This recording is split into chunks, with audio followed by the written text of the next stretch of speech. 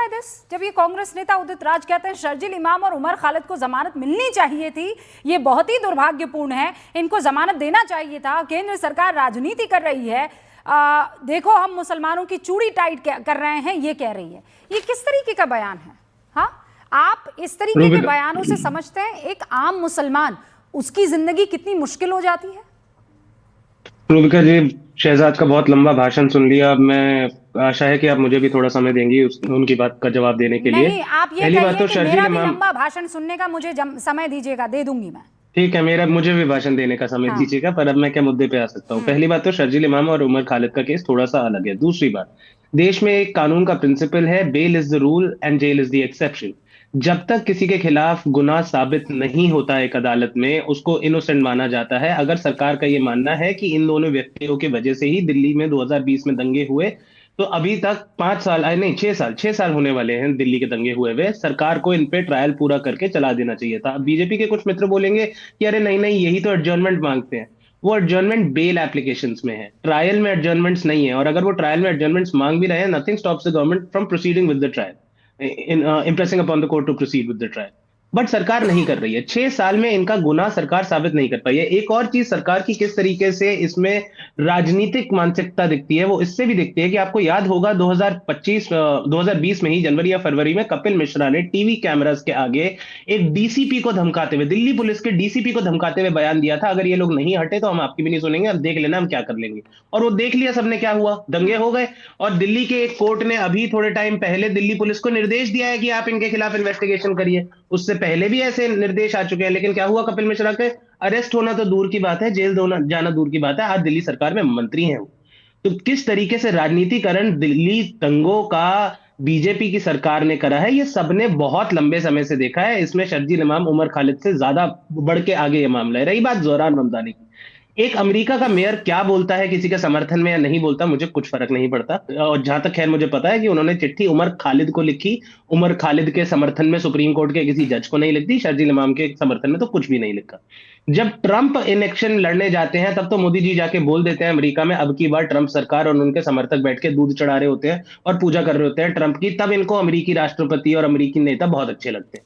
लेकिन अगर किसी अमेरिकी नेता ने किसी एक डिसेंटर के समर्थन में बोल दिया, तो उन्हें वही अमेरिकी नेता फॉरेन सॉइल नजर आने लग जाते हैं। मेरा तो हमेशा एक स्टैंड है, बाहर के नेता क्या बोलते हैं मुझे कोई मतलब नहीं है। मेरे देश में क्या हो रहा है, मेरे देश की अदालतें क्या कर रही हैं, मुझे उससे मतलब है। अगर एक अदालत, चाहे वो सुप्रीम कोर्ट क्यों ना हो, बेल एप्लीकेशन में एक मिनी ट्रायल करके कंक्लूड करती है, that is against the principle of settled law in this country by catena of Supreme Court judgments. आप बेल एप्लीकेशन में मिनी ट्रायल नहीं कर सकते, ट्रायल कोर्ट में होता है। 6 साल से वो ट्रायल लंबित है, उस पर कोई जवाब नहीं है, लेकिन मीडिया में बीजेपी बैठ के फर्जी नैरेटिव भड़काती रहती है। अभी थोड़ी देर में ये बोल देंगे कन्हैया टुकड़े टुकड़े गैंग है। वो कैसे टुकड़े टुकड़े गैंग थे, क्योंकि न्यूज चैनल्स ने फर्जी वीडियोस चलाई थी, और कोई सरकार ने उस पर केस नहीं करा कि देश की इतनी प्रतिष्ठित सरकारी यूनिवर्सिटी जेएनयू को एक टुकड़ा टुकड़ा यूनिवर्सिटी दिखा दिया गया फर्जी वीडियो के चलते, लेकिन उन चैनल्स पे कोई भी कार्रवाई नहीं हुई। ये सरकार का भाषण खत्म हो गया आपका? हाँ जी, धन्यवाद। Okay, wonderful. अब एक तो ये बात सुन लीजिए, डिफेंडर कहकर आप उस शख्स के ऊपर लगे आरोपों को छोटा साबित नहीं कर सकते। ईश्वरन भंडारी, हाँ ठीक, यहाँ पर ईश्वरन भंडारी भी मौजूद है। ईश्वरन, आपने सुन लिया होगा क्या क्या बातें निखिल जी ने कही है। वो खुद सुप्रीम कोर्ट में प्रैक्टिस करते हैं। आपने सुना, वो कह रहे हैं कि जो कुछ भी हो रहा है ये सरकार की तरफ से हो रहा है, ये दबाव सरकार की तरफ से है। नहीं, मुझे पता नहीं निखिल को लॉ की इग्नोरेंस है या जानबूझ के गलत लॉ की रोट कर रहे हैं। मैं स्टार्टिंग में एक पॉइंट बोलूंगा, बाकी मैं व्यक्तिगत नहीं जाना चाहता। कि bail is the rule, jail is the exception. कौन से कानून की आप बात कर रहे हैं वो भी देख लीजिए। नारकोटिक्स लॉ में क्या लॉ है, मनी लॉन्ड्रिंग में क्या है, टेरर केसेस में क्या है, क्या bail is the rule, jail is the exception in these laws. तो पहले हम किस लॉ की बात कर रहे हैं, थोड़ा हमें वो क्लियर होना चाहिए दिमाग में, सिर्फ रटी रटाई बातें नहीं बोलनी चाहिए। पर मैं आना चाहता हूं क्योंकि सुप्रीम कोर्ट की जजमेंट बहुत इंपॉर्टेंट है और ऐतिहासिक है एक तरह से। क्योंकि इस केस में पहली बार ऐसा हो रहा था कि एक पर्टिकुलर केस के अंदर इंटरनेशनल लोग भी कमेंट कर रहे थे, चाहे वो न्यूयॉर्क का मेयर हो, चाहे वो कांग्रेसमैन हो, और भारत के अंदर भी एक बहुत बड़ी इकोसिस्टम, बहुत बड़ी लॉबी अब से नहीं कई सालों से लगी हुई है इस केस को, और स्पेसिफिकली उमर खालिद और शर्जील इमाम को लेके बातें करने में। और फॉरेन इंटरफेरेंस इसलिए डिस्कस करना जरूरी है क्योंकि भारत के अंदर नेताओं ने और भारत के अंदर इकोसिस्टम ने उस बात को अडॉप्ट किया, इग्नोर नहीं किया, उन्होंने इसकी चर्चा की। मुझे तो याद आता है जिस तरह भारत के अंदर राजनीति करने के लिए अहमद शाह अब्दाली को आप इनवाइट करते थे, उसी तरह भारत की राजनीति के लिए दूसरे देशों के नेताओं को इनवाइट कर रहे हैं, वो भी एक स्पेसिफिक केस के अंदर जिसके अंदर अपने फैक्ट्स हैं, अपना एविडेंस है, अपना लॉ एप्लीकेबल है। तो ये बहुत डेंजरस बात है और किसी भी नेता को नहीं करनी चाहिए, अनफॉर्चुनेटली हो रही थी। अब कोर्ट पे आ जाते हैं क्योंकि ये बहुत इंपॉर्टेंट जजमेंट है। पहली बात, एक बात तो बहुत साफ की है कोर्ट ने कि अलग अलग रोल है, अलग अलग फुटिंग पे है, अलग अलग अक्यूज्ड, कुछ को बेल मिली है, कुछ को नहीं मिली। इसका मतलब है किसी का कुछ रोल अलग था, किसी का कुछ रोल अलग था। अभी तक जो बातें लोग बाहर करी जाते हैं कि सबको बेल मिलेगी या सबको नहीं मिलेगी, इसका मतलब स्पेसिफिक और क्लियर रोल है उमर खालिद का और शर्जील इमाम का, और वो रोल इतना सीरियस है, प्राइमा फेसाया इतना गंभीर है प्राइमा फेसाया कि उनको बेल नहीं मिलती। तो ये बात क्लियर होनी चाहिए। दूसरी बात जो करी जा रही थी कि बहुत देर से जेल में है, बहुत देर से जेल में है।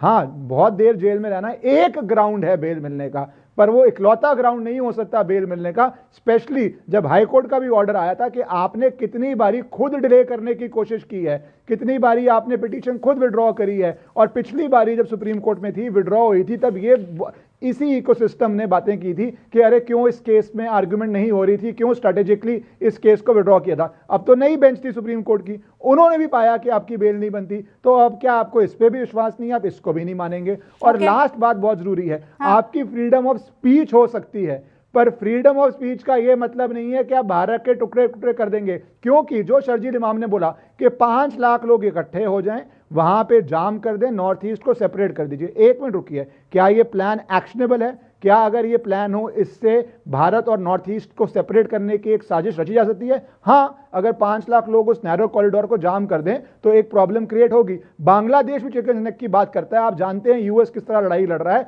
आप जानते हैं टेरर के कितने फ्रंट्स हैं, आप जानते हैं स्टूडेंट की बात नहीं है, डॉक्टर्स भी बॉम्ब ब्लास्ट कर रहे हैं। हर इंडिविजुअल केस तो उसके मेरिट्स पे देखा जाना पड़ेगा। तो आपकी freedom of speech does not mean कि आप लोगों की सांसों से उनको फ्री कर दें, उनको मार दें। तो ये बात मेरे ख्याल से इस केस में बहुत क्लियर हो गई है, और सुप्रीम कोर्ट का फैसला मेरे हिसाब से बहुत इंपॉर्टेंट था। और फ्यूचर में भी जो फ्यूचर स्टूडेंट्स हैं उनके लिए जो देख रहे हैं, प्लीज आप इन बहकावों में मत आइए, ऐसी कॉन्स्पिरेसीज का हिस्सा मत बनिए। ऑलराइट, कपिल मतान भी यहाँ पर मौजूद हैं, वरिष्ठ वकील हैं वो भी सुप्रीम कोर्ट में।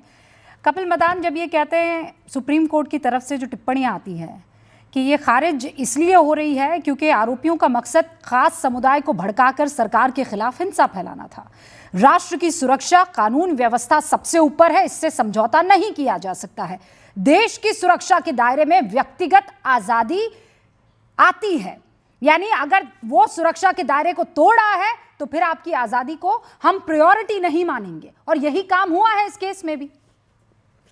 देखिए रूबिका जी, मैं थोड़ा सा अपने आपके दर्शकों को थोड़े से बेसिक कुछ बातें बताने की कोशिश करूंगा। देखिए, जो सुप्रीम कोर्ट का ऑब्जर्वेशन जो बेल की हियरिंग में होता है, तो वो ट्रायल नहीं होती। सुप्रीम कोर्ट ने जो लिखा गया है, जो एविडेंस है, उस एविडेंस को टेस्ट नहीं किया जाता। जो एविडेंस और साक्ष्य कोर्ट के आगे दिए जाते हैं, कोर्ट उसको इंटरप्रेट करके एक रीजनेबल व्यू बनाते हैं, प्राइमा फेसा व्यू बनाती है कि इसमें बेल मिलनी चाहिए कि बेल नहीं मिलनी चाहिए। इश्करन बिल्कुल ठीक कह रहे हैं, मेरे साथी अधिवक्ता हैं, ये बिल्कुल ठीक कह रहे हैं कि ये स्पेशल एक्ट है, यूएपीए। यूएपीए में bail is rule, jail is exception का प्रिंसिपल नहीं लगता, रिवर्स चलता है। Jail is the rule and bail is the exception का प्रिंसिपल है, मैं ये बात मानता हूं। लेकिन जब सरकार 5 साल तक ट्रायल शुरू नहीं करती, तब आपको सरकार से जवाबदेही लेनी बनती है। और मैं आपको 3 बड़े बहुत बहुत इंपॉर्टेंट उदाहरण देता हूं। हमने सबने देखा, नेशनल हेराल्ड का केस हुआ, सुप्रीम कोर्ट तक गया, सुप्रीम कोर्ट ने भी वो जो याचिका करते थे उनकी याचिका को डिसमिस किया। उसके बाद जब ट्रायल पे पहुंचे, ट्रायल शुरू हुआ, तो कोर्ट ने बोला कि नहीं, ये केस फंडामेंटली फ्लॉड है। जहां पे साक्ष्यों का टेस्ट हुआ, उस केस को खारिज किया गया। Point number 1। मैं आपको एक और उदाहरण देता हूँ। Ishkaran, I heard you, please please please wait on it. मैं आपको एक और उदाहरण देता हूँ। मैं आपको एक और उदाहरण, एक जी, आपने सबको बहुत पूरा टाइम दिया।